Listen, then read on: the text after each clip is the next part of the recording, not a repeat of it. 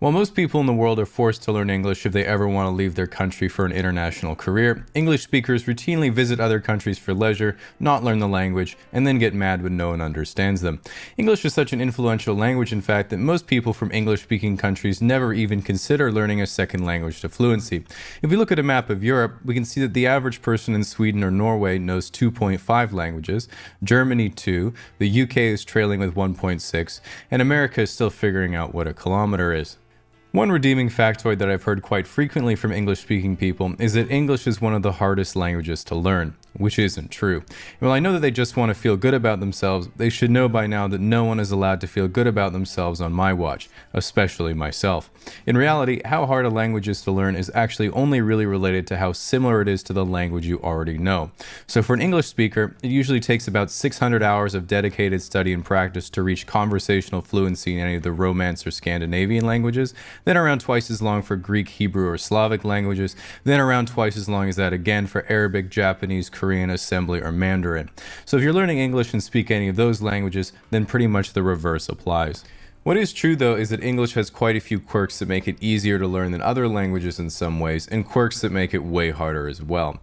One of the best features of English is that we don't have masculine, feminine, or neutral. We just have the definite article the table, the refrigerator, and there are no regular nouns with gender, making English the ultimate safe space language. The downside, however, is that while I was trying to learn French, I would say j'aime le chocolat, and people would say le chocolat. Le. The North Americans are so stupid.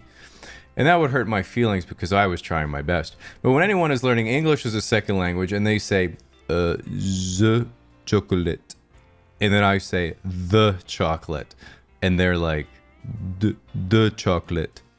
And I always think, not so easy now, is it, baguette boy? This is why you haven't been a world superpower for 300 years. What I'm trying to say is that while English nouns have no gender, the definite article the is a nightmare for most trying to... That's how I feel too, motherfucker. Let's go. That's how we're going to bring about social change in this country. Okay? By telling the chuds that they're fucking... that the French are beating them with social security, social safety nets, welfare programs. That's how we're going to beat them.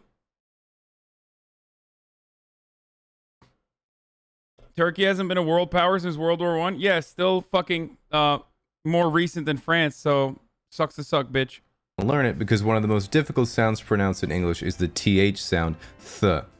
I mean, not for me, I fucking nailed it, but for non-English speaking people, who usually replace it with a Z, D, or an F. And if you've ever talked to someone learning English, you'll notice that one of the hardest words to pronounce is squirrel.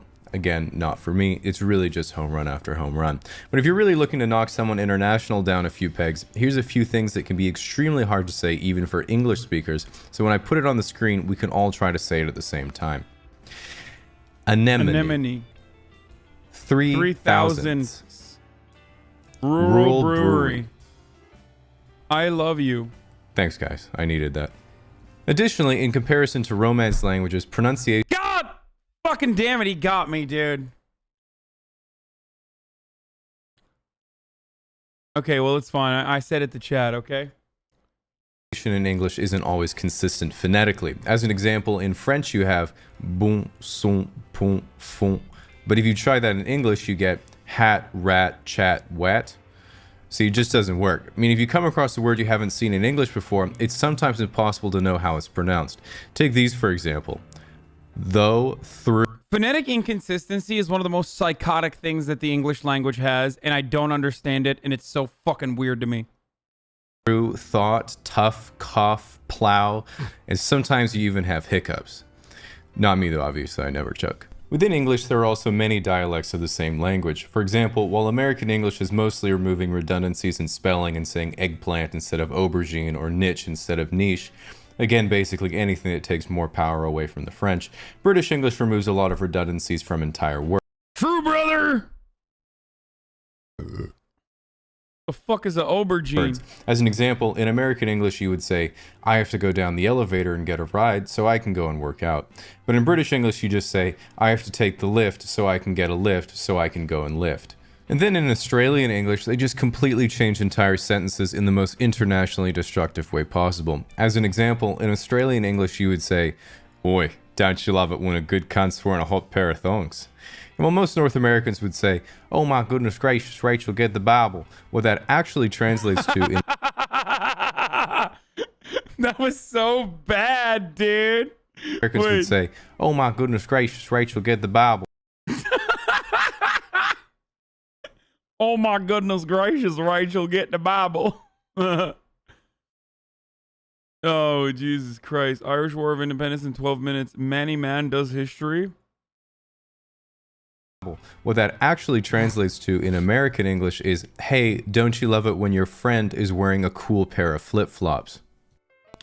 Ultimately, though, every English accent has its advantages and disadvantages. That's what your Irish accent sounds like to us? Really? Don't remind me. Then I'll do a Scottish one. Jamaicans sound cool, but I can't understand them. South Africans sound cool, but I can't understand them. People from Scotland and Wales sound cool, but I'm pretty sure they aren't speaking English. And then people from America sound less cool the higher their neighborhood GDP. Even for me, I have possibly the most generic Pacific Northwest accent imaginable, meaning that I am never allowed to rap. And while that means I am unable to live up to my true potential, the upside is I can do this.